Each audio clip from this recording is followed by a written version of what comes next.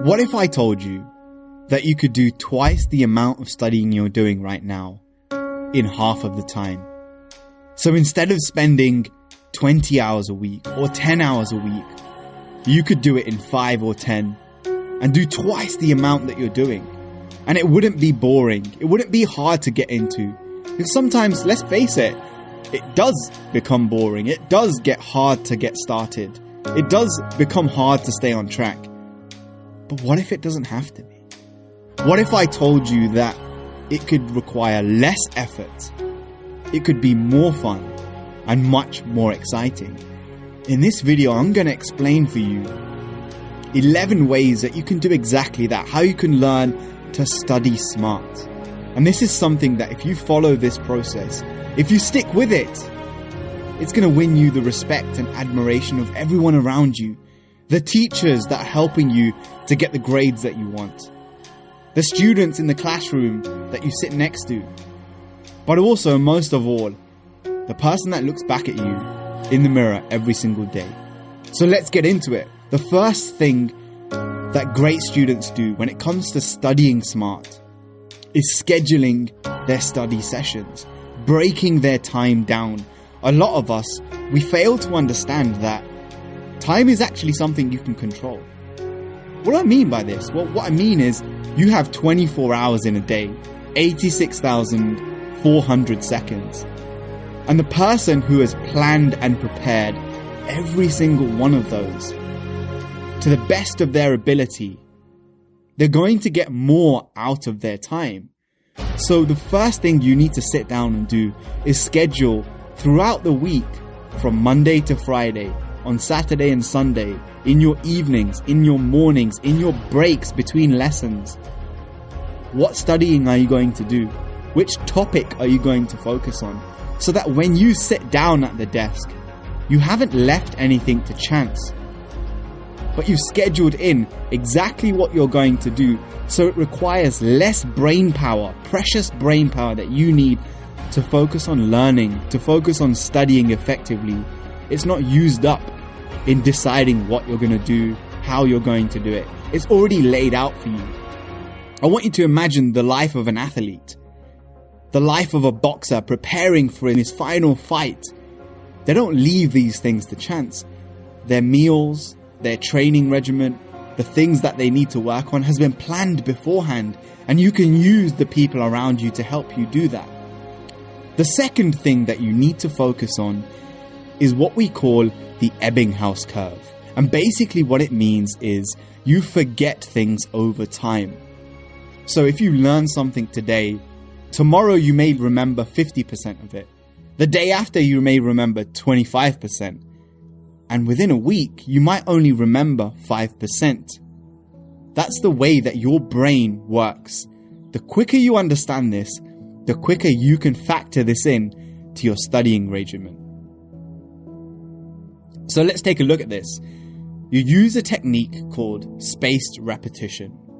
So if you study a topic on day 1, you want to come back to it on day 3, day 5, day 7, and space your repetition out. The more you repeat things, the deeper the memory becomes.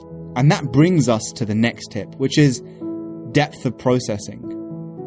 When you take in information, if you want to remember it more effectively, a very powerful way of doing this is to remix that, is to change that information. So if you're looking at information in a textbook, think of a rhyme, think of a pattern, maybe make a video, maybe make a colored diagram, an illustration to help you to change that information, to help you remember it at a deeper level. You don't just want to read it and study it and then regurgitate. You want to change it in some way. So the next thing is get to your spot. And what I mean by this is, what is the space, the place, the environment that you're the most productive in, that you're the most focused in? One of the things that we forget as human beings is that we are influenced by our environments. The kind of student that you are in your classroom is different to the kind of student that you're going to be in your bed. When you're under the covers and you've got your laptop on your lap, you're going to be more productive in one area than another. So find out what that is for you and make sure you get to that spot as quickly as possible. Most of the difficulty when it comes to studying is not in the studying itself. It's in the activation energy required. I talked about this in the previous video that I did with this channel. Go ahead and go and check that one out. Sometimes we focus on getting more motivation, improving our techniques, and trying to fuel our rocket ship even more. But another way of making your studying more effective is to remove the resistance, to cut out the distractions like social media. So don't have your phone next to you. Turn it off, put it in a different room. Remove any kind of distraction. And I'm talking about people, your dog. Put your dog in a different room if you have a pet or an animal that distracts you. Go somewhere where you cannot be distracted, and the only single thing that you can do is focus on the most important thing. And the most important thing is studying, revising, learning, removing those distractions, so less effort and energy is required for you to focus, and you can use it on what's important. And that brings me to the next point. You want to work at 2 levels. So increase your fuel and your motivation to study. Think about and write down, tell people why you are doing this. I'm doing this because I want to become a doctor, an engineer, an entrepreneur, a social activist, a campaigner. And at the same time, remove the blocks that are stopping you. Remove the activation energy required for you to start studying. So before you go to bed at night, have your notebook out and ready on your desk. Make sure it's free of any clutter. Even have the pen ready. So the only thing you have to do is sit down and start taking notes. You don't even have to write the title or the date, because those things are already done. And what you want to realize here is that success is a setup. It's not an accident. So make it happen that way. Plan and set yourself up for success. Habits. Let's talk about habits. Because as much as you want to be motivated, if you want these things to be effortless, you need to build habits. Now think about brushing your teeth every morning. When it comes to brushing your teeth, it doesn't require motivation. You don't watch a motivational video for you to brush your teeth, or for you to go to the toilet, or for you to put your shoes on in the morning. The only thing you do is you do the habit. And so by building habits, you make it easier and easier for you to execute the thing that you need to do. Habits don't require motivation. So how do you build the habit of studying effectively? You start small. You start with a small habit and you progressively make it harder and harder. So you might start off at the beginning with doing 10 minutes in the morning. And then your goal is simply to be consistent for 2 weeks, just studying 10 minutes every morning, very focused, very effective. And then you make it 15 minutes, 2 weeks again, very focused, very effective. And then you move to 20 minutes. And the next thing you know, you're doing 2 hours every single morning before you even get to school, college, or university. And you graduate your habits gradually over time. The problem that a lot of us have is we try and do too many things at once, focus on one thing. And that brings me to my next point. Know what it is that you're looking for when it comes to revision, when it comes to studying. So be smart about it. You don't have to learn everything. The examiner, the teacher in the classroom, know what it is that they are looking for. Play the game, because this studying game that you're in right now, this period of your life, some of the things that you're learning are functional, and some of the things that you're learning are lifelong practical things. So know the difference. If there is something that you need the examiner to see, if there is a way that you need to present your essays, if there's a way that you need to present the information, give it to them that way. Hard work is going to beat talent when talent doesn't work hard, which brings me to my next point. It's not just about your genetics. It's not just about what you're capable of. You might be the smartest student in that classroom, just like I was.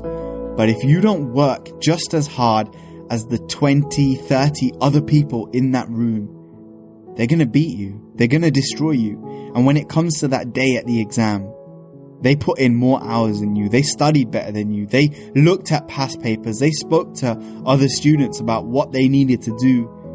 And they were just sharper when it came to that moment, like a samurai who keeps his sword sharp. When the moment came to strike, they didn't hesitate. They only needed one opportunity, and I want you to be as sharp as you possibly can.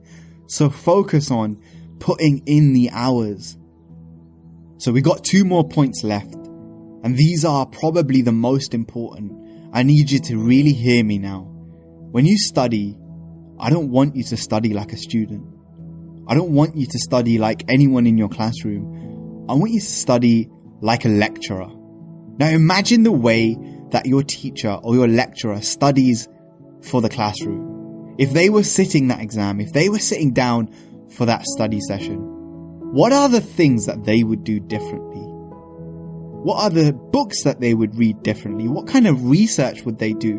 And really get yourself into their shoes, into their mindset, because that's what's going to take you 10x forward. It's going to take you 10 steps further than you are at the moment. If you think like a beginner, you're going to prepare like a beginner. But if you learn to think like a master, like the lecturer, like the person who's teaching everybody else, what level of preparation would that require? And then act in accordance with that. And the final, most powerful, practical technique when it comes to studying smart is what's known as the low-key method or the loci method. And to keep it simple, it means this.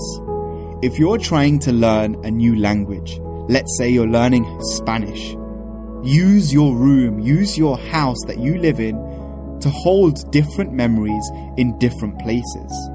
So I used to use this when I was studying for French. I'd keep all of the things related to sports in one room. I'd keep all the things related to common conversations in my kitchen. And I would put labels on things. The spoon in my kitchen drawer, I knew exactly if I was looking for that information, it's the spoon in the drawer, and if I look at the label in my mind, I can see the word associated with it. So use this so when you're walking around your house has now become a study session, and you're walking inside that matrix. You've hacked the system. So even when you're sitting down to have dinner and you look up, you can see the revision notes for that module that you found difficult. And every single day, you're coming back to what I talked about at the beginning of this video, that spaced repetition. You're repeating what you need to remember again and again, and you've got that depth of processing. The reason this is powerful is because you've created an immersive studying experience, and that's what the greats do. There is no line between studying and not studying. There is no off switch. There's just different levels of immersion. So imagine if you were living in your textbook and you made your physical environment a representation of all the things that you need to learn. You're walking around in this palace of information. And I want to leave you with the most powerful quote of all when it comes to education. There is no end to education. There is no end to the things you learn. It's not that you read a book, you pass the exam, and that's it, you're finished. The whole of your life, from the moment you're born to the moment that you die, is a process of learning. So if you can apply the things here, you schedule your learning, you schedule what you're going to learn when, you space your repetition out, you remix things so you can remember, you get to the spot, you cut out the distractions, you increase your motivation and you remove the blocks. You start with small habits and progressively make them harder and harder and harder. You know what it is that the person you're studying for is looking for. So you learn those things. You're practical about it. You know that hard work beats talent when talent doesn't work. You study like you're a lecturer and not a student. And you use that loci method to turn the environment that you're in into a wealthy palace of education. There is no reason why you can't achieve more, do more. And like I said at the beginning of the video, you make your studying more effective so you can do twice as much in half the time. And now it's become effortless, exciting, and fun. And those are the 11 ways that you do it. Accept only the best and nothing less